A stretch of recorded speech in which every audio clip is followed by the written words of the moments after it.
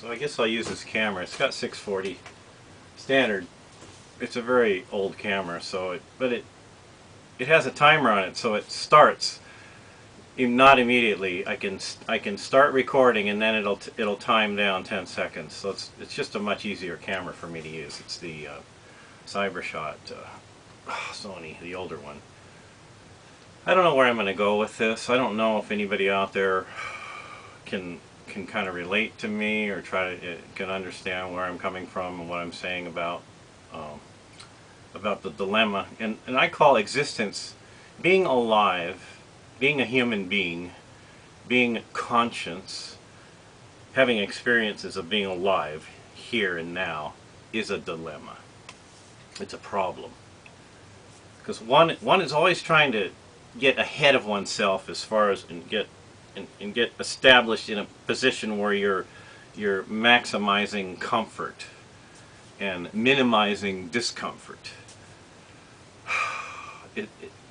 If I can generalize anything at all, it would be that I'm trying to achieve a higher level of comfort for my own self, my own well-being, and my consciousness.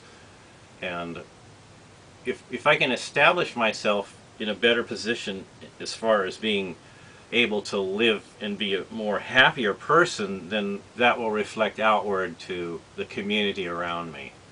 When I say community, it would be more my wife, the people I work with, family, but I don't really contact family that much anymore.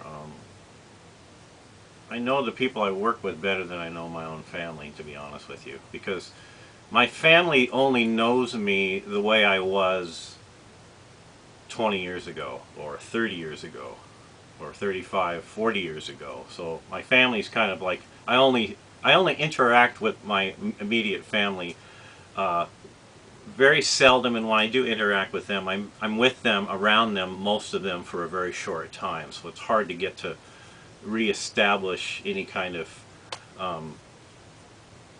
comfortable level of knowing somebody. You have to, it's like people change, you know, your body changes every 7 years. Every cell in your body, except for the nerve cells, replace themselves, and then some of the bone cells. Where am I going with this? Where am I going with this is it's been a long time since I have seen a doctor for my own self. I've taken my wife to the doctor for lots of occasions, but where I work at is making me go to a doctor to have a regular, routine, yearly physical exam, because in order to get a discount on the health insurance plan that I'm on through the company I work for, the company, because it's in their best interest that I'm a healthy worker, because if I'm a healthy worker, then I'm a productive worker. So I'm finding a place, I'm trying to find a doctor. I'll just go to any doctor anywhere that's a doctor that has a license to practice medicine to give me a physical exam, and then that way I can just turn in the paperwork of the blood test so that I've shown that I'm physically a fit person. I'm capable of I'm healthy, so it's capable of doing my job and functioning on my job in a rational and productive manner, and produce my work being consistent in the quality of what I do as a worker, which is kind of that's not where I'm going with this. It's more like, it's like I don't like this place. If I just was, even if I was just, even if I was on a desert island by myself and I had everything I need to live healthy and comfortably alone, I would still not want to be here. And what was going through my mind was that if I had to go and sit down to somebody that was like a psychiatrist, right, and talk to them, it would be, how do you, if you don't like your life in general, okay, as a whole, you don't really like the idea, you don't like that you're having to be a human being, that you have to exist, and if you wanted to just not exist anymore, then there there's ways to do that, and that's not really discussed in proper social circles of in our culture today. Um, you would immediately bring about the authorities might want to take a closer look at you and maybe keep you in a hold you in a kind of an area where you can't potentially harm any other people. So if you're contemplating or you're even discussing or bringing up terminating your own existence, then that immediately sends up red flags. Is that this person, they might if they're in that frame of mind, they might be a potential danger or risk to other people around them. So we better maybe keep them keep them locked up or isolate them from the rest of their community, which I think is a good. But if you're somebody of a rational mind and you're faced with your own future and you realize your future is pretty bleak for your own self, you're going to face a lot of really uncomfortable, unpleasant situations in the future for yourself, then it would seem logical for you as personal in person to be able to plan your own exit out of this. And that seems totally rational to me. After seeing what some of my family members have gone through physically in their later years, that I don't want to do that. I don't want to endure the way they did, because they were very faithful to their religion.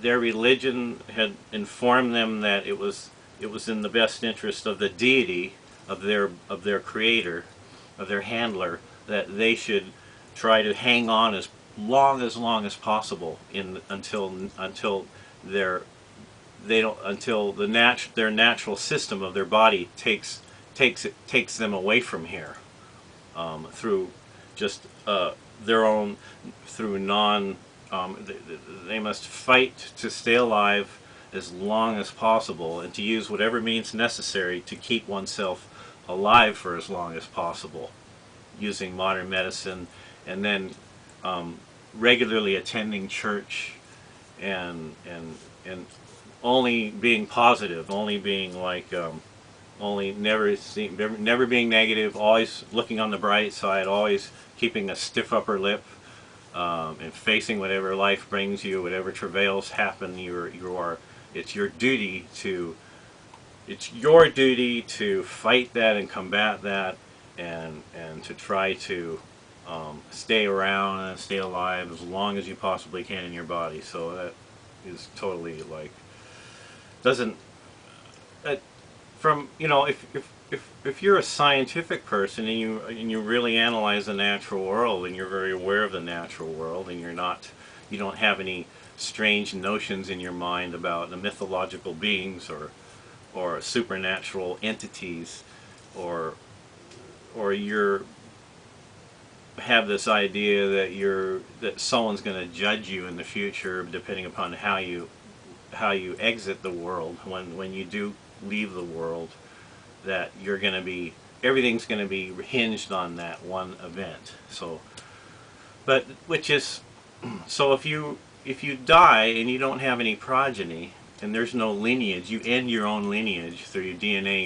Your DNA dies with you, and you don't squirt semen into a woman, or you don't hatch an egg from a fertilization event, and then that fertilization event makes another person here, and then that other person here is that other person that was formed from coitus. They're your lineage, and they carry on the DNA into the future that you are. So the pattern of your DNA gets carried on into the future through your family line, through your progeny. So you have sons, and then those sons have sons, and then the sons have sons, or daughters have daughters, have sons, have daughters, have sons, and so on and so on and so on into the future. So your DNA gets passed on into the future. So you're very much concerned about having a will and accumulating a lot of property so that all your property that you've accumulated, all the wealth that you have, gets transmitted to the next generation, so that in that generation that wealth keeps accumulating through one generation to the other generation. And what you're planning on doing is that when there's a future you born in your own family line, let's say 1,000 years from now, you re-emerge from the DNA that was from your children, and those children have children into the future, then the pattern that you are now, this physical pattern, re-emerges in the future, and you have the wealth. So you have all of the property, all of the money, the gold, the resources, and all of that is for you when you're born. When you're born into the future, you can reclaim that. Except you won't remember anything. That's what I'm saying. You will just be a brand new person, but you'll reemerge with as a new person. You'll be the same consciousness experiencing this world, but it will be you'll be new in the future. So, but at least by passing on your wealth, that will into the future, you'll still have the resources. So I think that's what drives a lot of people to be like really concerned about keeping their wealth in the family, because they think maybe that they're in the future, they're going to be reborn through their children, and their children are kind of their salvation for their future reemergence. That could be a possibility. I'm just speculating on that. I don't know that for sure, but it seems like that motivates a lot of people to have a mindset. It seems like there is a mindset in our culture for that. The other thing is that, what if you go to the psychiatrist and you tell the psychiatrist you are very fearful of re-emerging, that you think that maybe that all of the events that transpired to take place to make you here now, that those same events could happen in the future and you'll re-emerge. And if you don't have any children, you're passing on your DNA then by having a child and passing your DNA, by transmitting your DNA into the future, you reduce the risk of being randomly re-emerging. So if you don't have any children, then you'll re-emerge, but it will be a random re-emergence. So it may be a re-emergence in a more of a worse place, as consciousness that's in a not as good of a place that you are in now. So the fear, I think, of losing your own life, of becoming a non-existent being and non-existing anymore, is that you won't, okay, like I was saying all along, you don't experience time. If you're not there to know that a minute goes by, a moment goes by, a second, an hour, a week, a month, a year, a millennia, a century, eons and eons could pass, and you would just be like you're sleeping without dreaming. So there is no, for you to be like concerned about what's going on when you're not there is stupid. Like scientists thinking about what was happening at the Big Bang or before the Big Bang, or scientists talking about 100 million years from now what will be, or they'll talk about what was happening before life. And there wasn't anyone there. We only have records, and we put the puzzle pieces together of the data that we have in nature that we found, our discoveries, and we put a puzzle together. We look at it, and we can see it from the vantage point of being in this time now, and that we hypothesize and make conjectures, and artists make artist renderings of the way into the future and way into the past. So. But we don't have any control over that. That's what I'm saying. You as a person, you don't have any control. You didn't have any control over coming here in the beginning, or maybe you did. Maybe you are your great great great great great great great grandparent that was in the seed of your parents that passed on through your family line, and you came the pattern that you are, which is you are a physical pattern of DNA. The pattern that made you, that shaped, that was your blueprint for your physical body, that same blueprint may have may have been way in the past in your family line. So you might have come here now because you had a child in the past. But if you don't have a family line and you don't leave any progeny, if your DNA gets destroyed of you, your unique DNA, then there is no potential future you to come here on this planet or in this life in another time. Whether or not there are other planets like this, or whether or not there's other life forms, is still speculation. So, which is this video? It's just speculation. And to have like a notion that you can control what's going to happen after you're gone, and come back and have the power to be able to decide whether or not you're going to come back here, whether or not you're going to be reborn. You're going to just see. I think what happens. This is probably a lot of other people thought this too, but I think what happens is right when you die, at the moment you're not existing anymore, that you fall asleep forever, which you don't, you wake up as a baby. All of a sudden, you're just this baby again. You don't remember anything. And it would seem like that could be the case. From a perspective of the person that's the experiencer, from the experiencer's point of view, their own seeing, hearing, smelling sensations, their own sensorium of the world, their own theater of what's happening to them in their own journey, their own this process of being existing. It ends, but then if you can't measure, if there's no one there to measure anything, then you can't make a measurement on anything. Then there's no weighing, there's no gradients, there's no variations of any kind. It's just a bleak, black, endless gray fog of not even knowing it's gray or not even knowing that it's fog. That's just an analogy, but there's a dreamless sleep where you're instantaneously a baby again. When you die, all of a sudden, you die, boom, and then for you, from your point of view, you're a baby. All of a sudden, you're just rebirth. There's a rebirth, but there's no memory from the point of view you're just brand new again. This is all starting over for you again. Whether or not you're human or something else, I don't know. It's a speculation. So. But that's a problem. Now, if you go to the doctor and you talk to a psychiatrist about this and you tell the psychiatrist, I'm afraid of that, I don't want that happening again, I don't want to come back again here, I don't want to re-emerge, I just want to stay non-existent, I don't want to have to exist again, then they would probably say, like what I'm saying about having a child, that if you don't like being in this world, being a human, being alive, then it would probably be in your best interest not to try to have a child. Because if you have a child, or sire a child, then you're more guaranteeing that the pattern that you are in your physical pattern of your body will get passed on into the future through into a line of a lineage of other beings, of other organisms. But maybe I'm all wrong about this. If I'm all wrong, that's fine. I can live with that. If I'm right, then then it's a dilemma. So, yeah. It would be strange if that was the case. Actually, I just got a video in the mail here. 6 Feet Under. Let's see if I can. Yeah, it's a pretty good show.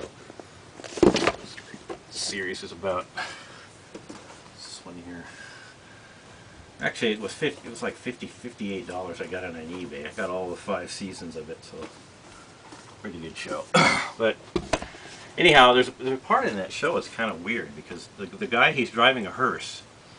And where he is when he's driving that hearse, where he gets killed in the hearse in season 1, that's like the street I used to come home from school and go past that street all the time. I remember riding my bike past there, and then he's on his way to the airport to pick up his son Nate, and he gets hit by that bus, and that bus was the bus that went from the airport to downtown, and I used to take that bus back from my job all the time, so it's kind of weird seeing my old neighborhood like in the film there, because he's turning the corner on Sepulveda, he's on Manchester and he's turning left on Sepulveda, and there's a statue there where the Loyola Theater was, so on the corner, which is an old bank building, and they had a statue. Kind of odd, so anyhow, I just thought I'd throw that out there just as a odd thing. Anyhow, I don't make videos that often, but sometimes I feel like talking and there's no one I can talk to, so I talk to the camera, but I know I'm not talking to the camera. That's gonna, I'm talking to you guys out there. So anyhow, thanks for stopping by. Leave a comment if you want, or subscribe, or thumb me up, or thumb me down, whatever. So, see ya. Bye.